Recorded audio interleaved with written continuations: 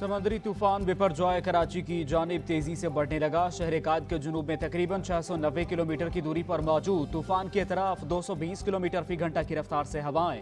बिपरजॉय के हवाले से खुसूसी जायजा इजलास, NDMA, महकमा मौसमियात सिंध और बलोचिस्तान के मुतालिका इदारों की शिरकत।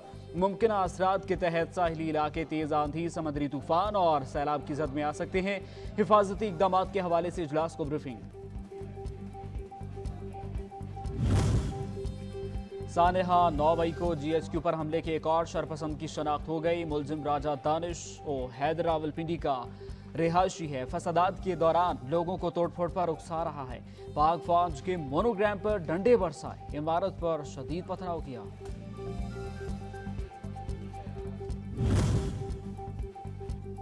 कौमी क्रिकेट टीम के खिलाड़ियों का अफवाज पाकिस्तान और शहदा को खिराज तहसीन। शाहिद आफरीदी ने कहा, जो कौमें अपने हीरोज को फरामोश करती हैं उनका नामो निशान मिट जाता है।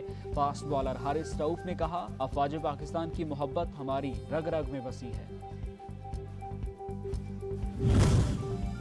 शहदाए पाकिस्तान को कौम का सलाम। पाक फौज के सिपाही इनायतुल्लाह ने बलोचिस्तान के जिला केच में दहशतगर्दों से लड़ते हुए जामे शहादत नोश किया।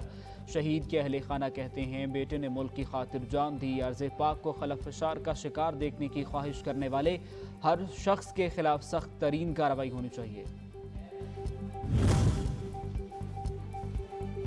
दिफाए वतन की खातिर जान देने वाले सफरे आखिरत पर रवाना। शुमाली वज़ीरिस्तान मीरानशाह में दहशतगर्दों से मुकाबले के दौरान शहीद फौजी अहलकारों को आबाई इलाकों में सुपुर्द खाक कर दिया गया।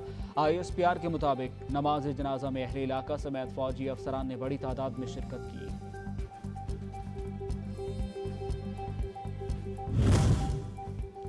मिलावट माफिया के खिलाफ घेरा तंग। रावलपिंडी में पंजाब फूड अथॉरिटी ने क्रैकडाउन करके 18 लाख रुपए मालियत का 1050 किलो चाइनीज सॉल्ट बरामद कर लिया।